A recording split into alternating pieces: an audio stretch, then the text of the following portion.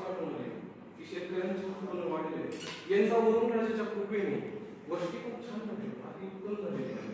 आणि शेतकऱ्यांचं उत्पन्न यावर्षी दर सालाप्रमाणे यावर्षी उत्पन्न वाढणार आहे. आणि त्याचा फायदा आपल्याला असा होईल राजमाता, यावर्षी आपल्या साम्राज्याच्या कोशागारामध्ये भरमसाठ वैभव प्राप्त होईल.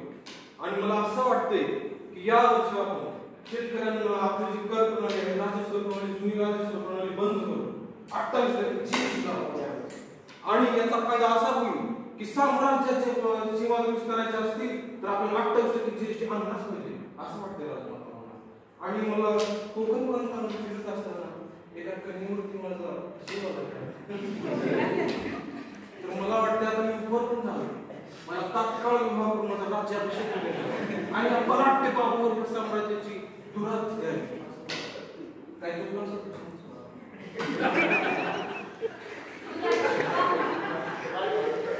क्षमा असलेली राजमाता, परंतु भ्राता भल्लाल यांनी जे काय आपल्यासमोर परिस्थिती मांडली आहे त्यापेक्षा वस्तुस्थिती खूपच वेगळी आम्हाला जाणवली.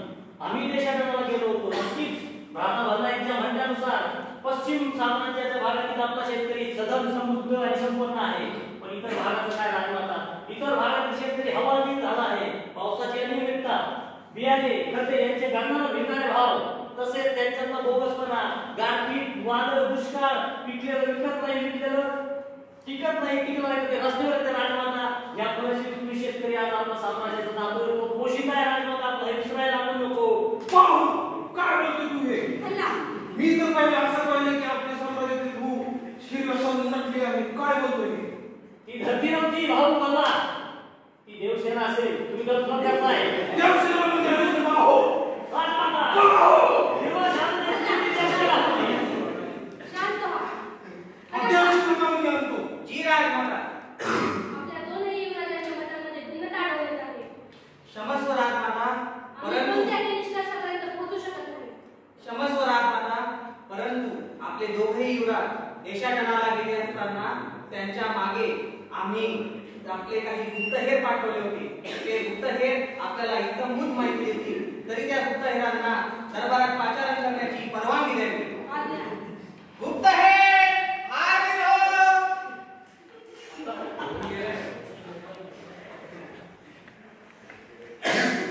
राजमाता शिवगामिनी देवी यांचा विजय असो, विजय असो, विजय असो.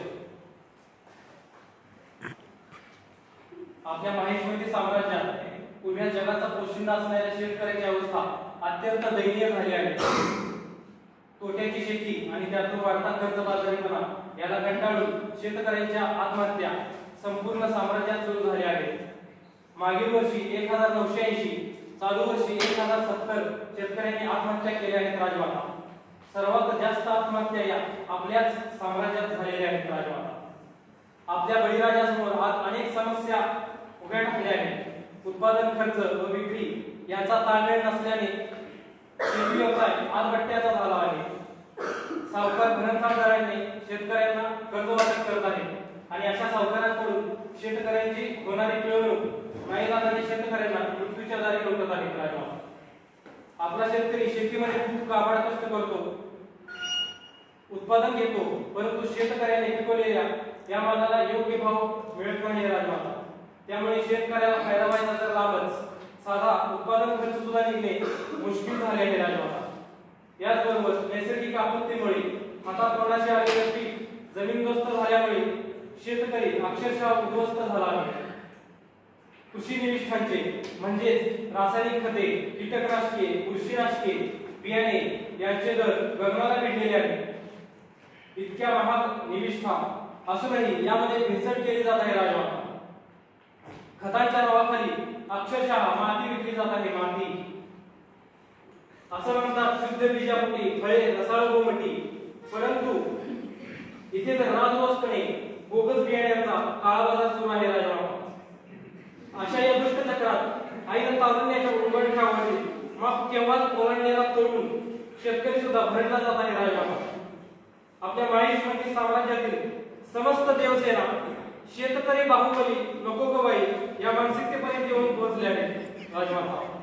विवाह रखडल्याने या तरुण शेतकऱ्यांना नैराश्य आलेले असून ते व्यसनाधीन झालेले आहेत. नव्या आर्थिक चातुर्वर्ण्य व्यवस्थेत शेतकरी आता नवशूद्र ठरत आहे. हेच विदारक वास्तव आहे राजमाता. आता मी जे सांगायला जाणार आहे राजमाता, ते ऐकून तुमच्या पायाखालची जमीन सरकल्याशिवाय राहणार नाही. आपले परमपुत्र कपट मिरवणुकी वीर महेशमती साम्राज्याचे ज्येष्ठ युवराज श्री भल्लादेव हे सर्व कृषी सेवा केंद्रांच्या गैरकृत्याला अभय देऊन हप्ते वसुली करत आहेत.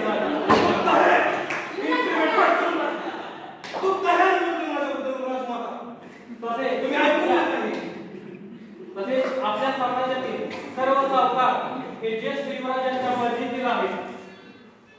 श्री भल्लादेव यांच्या अशा कृतीमुळे शेतकऱ्यांच्या गायाभोवतीचा फास आणखीनच आवळला जात आहे राजमाता. श्री भल्लादेव हे आपल्या महान माहिष्मती साम्राज्याला लागलेले कलंक आहेत. कलंक. युवराज भल्ला, हे मी काय ऐकत आहे? तुम्ही आमची पूर्ण दिशाभूल केलेली आहे. यामध्ये मी जे काही केले ते साम्राज्याच्या विस्तारासाठी केले, वैभवशाली साम्राज्य वाढावं यासाठी केले. याच्यामध्ये मला काहीच आपण शांत बसावे. यामुळे मी आपणास अत्यंत विनम्रतापूर्वक विनंती करतो की आपण स्वतः माहिष्मती साम्राज्यात भ्रमंती करून वरील सर्व प्रकरणांची सखोल चौकशी करून युवराज भल्लादेवांना या महान साम्राज्यातून कायमचे निष्कासित करावे लागेल. हे कसं काय करू शकतात? नमस्कार राजमाता. राजा आहे या साम्राज्याचा वाद करणारा आहे. बडप्पा, जी राजमाता. ताबडतोब देशाला तयारी करावी. जी राजमाता. सारथी, आपल्या साम्राज्याच्या तिन्ही प्रांतांमध्ये देशाटनाची तयारी करा.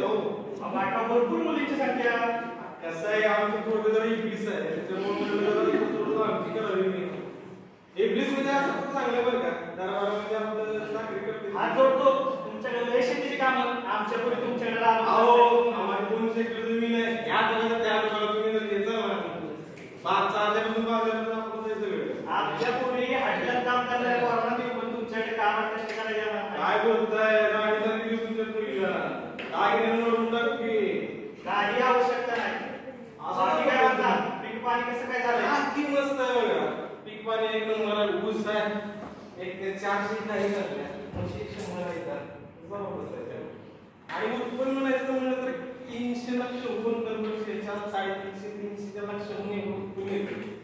आणि साम्राज्यामध्ये आपलं लई काम ठेवलं आहे.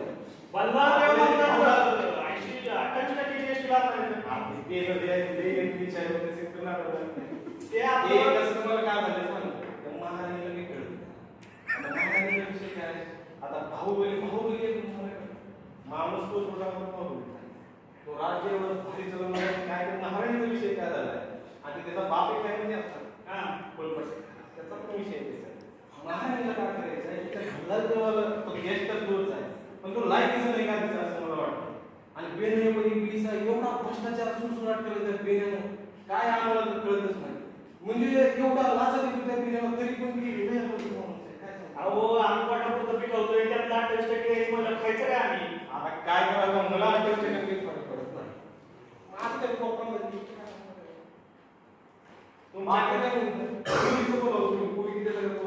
मुलगी काय देऊ शकत नाही. एक वेळेस पोपटी खाऊन जा पण मुलगी काय मिळणार नाही. असं कसं मस्तपैकी अंड्यावरती आणि आपल्या पोपटीच्या पाल्यावरती ताव घालून जावं लागेल. इकडे कोंबडं वडे भेटतात वाटतं.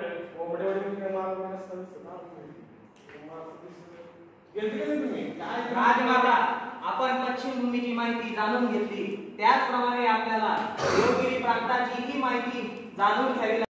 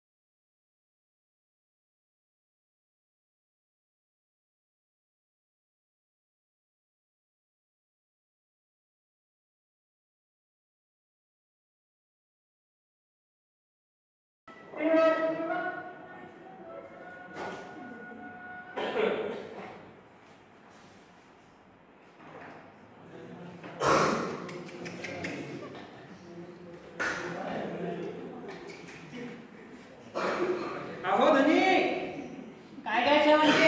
अहो दूध खूप झालंय. हो आलो दोन आलो. घास खाऊन घ्या. बैलाला चारा टाकू दे की जरा.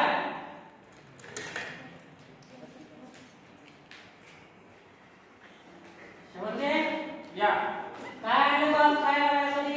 अहो काय नाही, चटणी भाकर आणली. काय शेवंते? सर्व म्हणून नुसती चटणी भाकर खाऊ बोलू लागली. अहो धनी, काय नव्हतं बघा भाजी करायला. हो लेकरं पण म्हणत होते काही गोडधोड करा.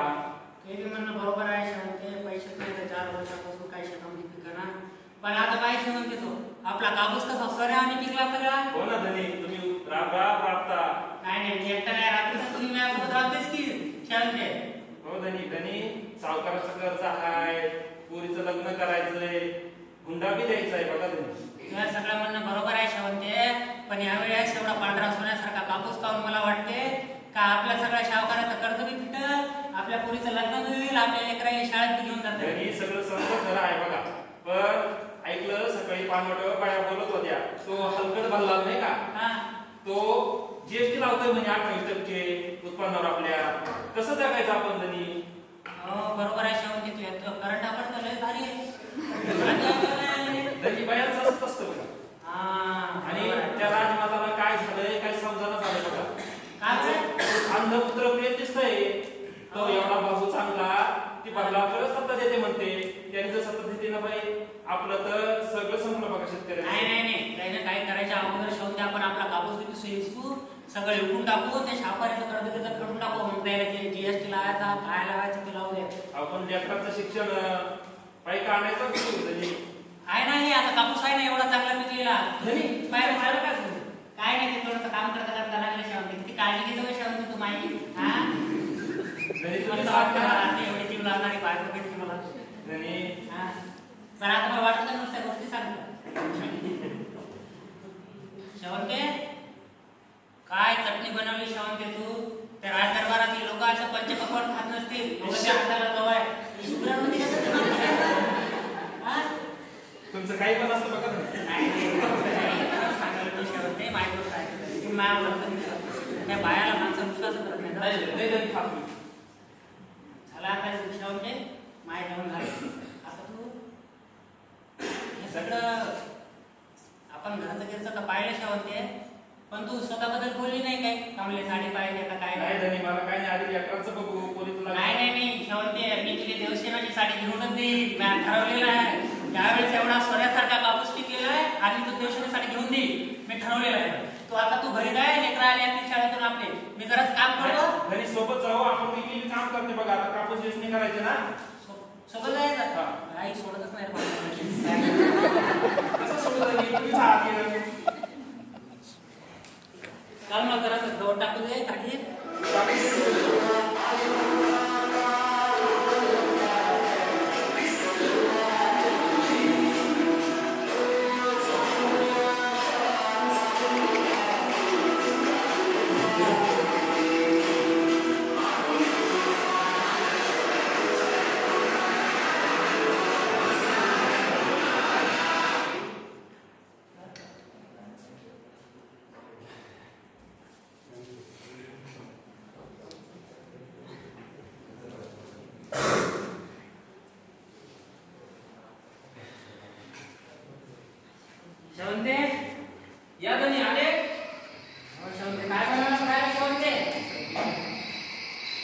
करते बघा भाकरी. शेवटचे लेकरं नाही दिसू लागले. कुठे गेली लेकरं? झोपले बघा तरी. नाही चल लवकर झोपते रे. पोट्टे की काय समजत आता दिवस करतात का आठ दिवस नाही करतात ना. बरं जेव्हा मला वाटलं भूक लागली आणि काम केलं गेला मी आज पाणी घ्या. होय शांताराम. तुम्ही बसा, मी बघते कोण. कोण आलं पाहिजे ना आता? सावकार कुठे घरी सावकार आलं. मला काय काय झालं मला वरी झालं पीक निघाली बाकीच्यांनी पण काढून दिलं. नाही देतो ना मला देतो मला माझ्या शेतामध्ये आता कापूस पिकला मला 2 दिवसांनी सगळं येतो आणि तुमचं तिसऱ्या दिवशी काय ते सगळं एकदा देऊन मला टाका. उद्या पैसे दिलं नाही. दुपारच्या दिवशी 4 पट पैसे घेतले. याच्यानंतर नाही दिलं. सावकाराची जमीन माझी. देईल मला बिलकुल देईल ना. या कोण आहे? मला ती माझी घरवाली आहे.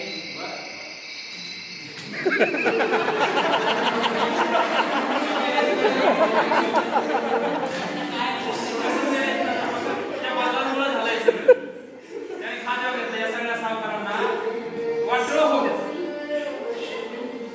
तरी तुम्ही काय टेन्शन घेऊ नका. सगळं व्यवस्थित होईल. तुम्ही काय टेन्शन घेऊ नका. तरी आपण पीक काढू बाजारात ठेवू. होईल तरी सगळं तुम्ही टेन्शन घेऊ नका. 2 रस्ता आणि जिजावर राहता. तुम्ही टेन्शन घेऊ नका.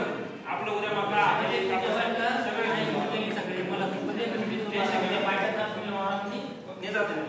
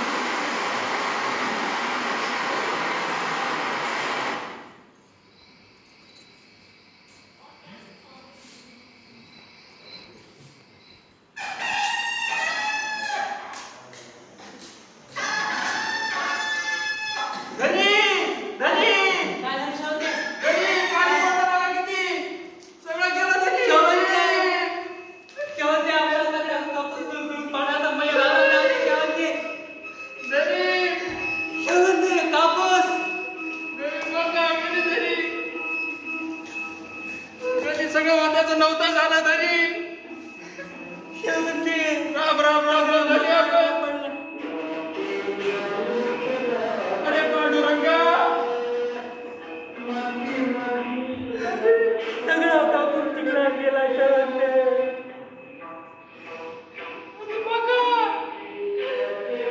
सगळा मकार वापरला पोटाच्या लेकरासारखं जपलंय पिकाला धनी. सावकार आता आपली सगळी जमीन घेऊन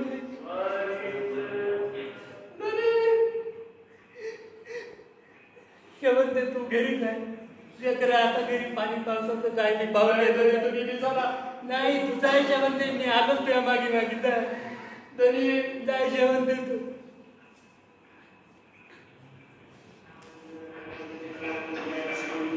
ईश्वरा का एवढा निष्ठूर राहतो तू ईश्वरा. मागच्या 4 वर्षापासून काही पिकत नव्हतं. कसा बी माया सोन्यासारखा कापूस आला होता. सगळं पाण्यामध्ये वाया गेला. पांडुरंग सावकाराचं कर्ज कसं देऊ मी आता कसं देऊ. माझ्या पोरीचं लग्न करायचं आहे कसं करू तिचं लग्न रे पांडुरंग कसं करू. पांडुरंगा, माझ्यासमोर काहीच पर्याय नाही रे आता. काही मार्ग नाही पांडुरंग. एवढं सोन्यासारखे लेकरं, एवढी जीव लावणारी बायको महिषवंती, मी त्याला जरा सुद्धा चांगलं जीवन नाही देऊ शकत. मी भित्रा नाही रे पांडुरंगा, पण काय करू काय करू. शेवंते आपल्या लेकराले सांभाळलो, मला माफ करा. बघा आपल्या साम्राज्यातील शेतकऱ्याची किती दयनीय अवस्था झाली. हे काय करताय तुम्ही? तुम्ही काय करता धनी हे? सावरा स्वतःला हतबल होऊ नका. राजमाता जगावं सांगा राजमाता तुम्ही. हतबल होऊ नका. शेतकरी हा आपला अन्नदाता आहे. राजमाता पोरीचं लग्न करायचं हुंडा कसा द्यायचा राजमाता? तुमचे राजपुत्र पिळवणूक करतात राजमाता आमची. कसं जगायचं सांगा राजमाता तुम्ही. हे घ्या, उदरनिर्वाहासाठी याचा वापर करा. शेतकरी हा आपला अन्नदाता आहे आणि अन्नदात्याची अशी अवहेलना आपल्या साम्राज्यात कदापि खपून घेतली जाणार नाही. यासाठी तात्काळ उपाययोजना करण्यात येतील. कटप्पा, जी राजमाता. तात्काळ राजदरबार बोलवण्यात यावा. ठीक आहे राजमाता. तात्काळ सर्वांनी दरबारात हाजीर हो. युवराज बल्ला, युवराज बाहू, तात्काळ दरबारात हाजीर हो.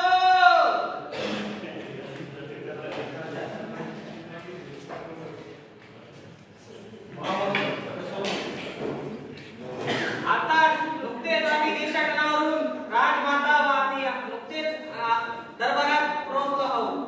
अत्यंत आपल्या साम्राज्यातील सर्व शेतकऱ्यांची अवस्था अत्यंत वाईट झालेली आहे. त्या निमित्ताने राजमातांनी काही उपाययोजना करण्याचे ठरवलेले आहे. ते सर्व जनतेला सांगण्यासाठी आपल्या समोर आम्ही हा दरबार भरवलेला आहे. कटप्पा, तात्काळ राजपत्र वाचून दाखवा. ठीक आहे राजमाता.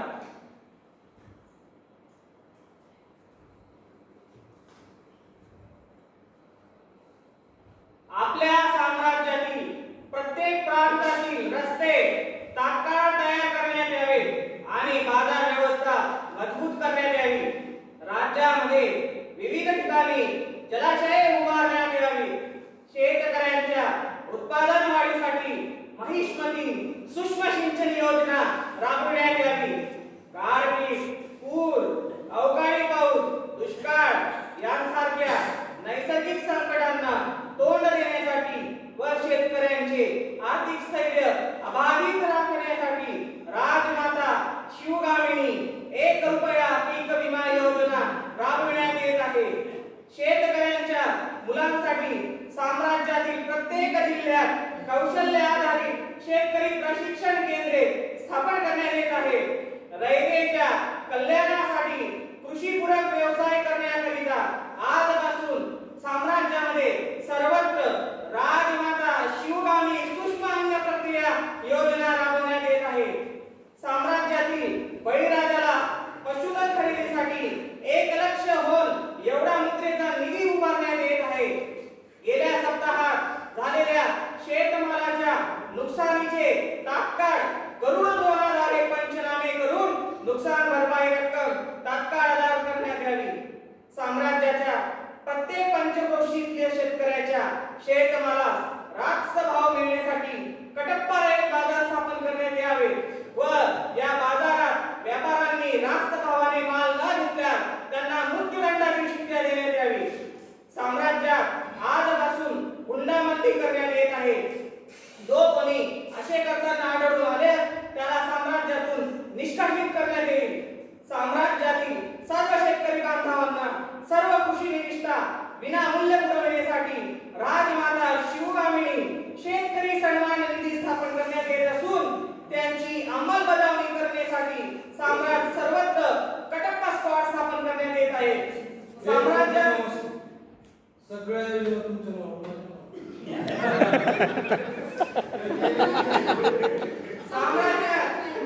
साम्राज्यात शून्य शेतकरी अभियान राबवण्यात यावे. शून्य शेतकरी आत्महत्या अभियान राबवण्यात यावे. त्या अंतर्गत सर्व शेतकऱ्यांचे सावकारी कर्ज माफ करण्यात येत आहे. कटप्पा भल्ला, सावकारीचं कसं काम मग? युवराज भल्ला, तुमची कूटनीती आमच्या लक्षात आलेली आहे.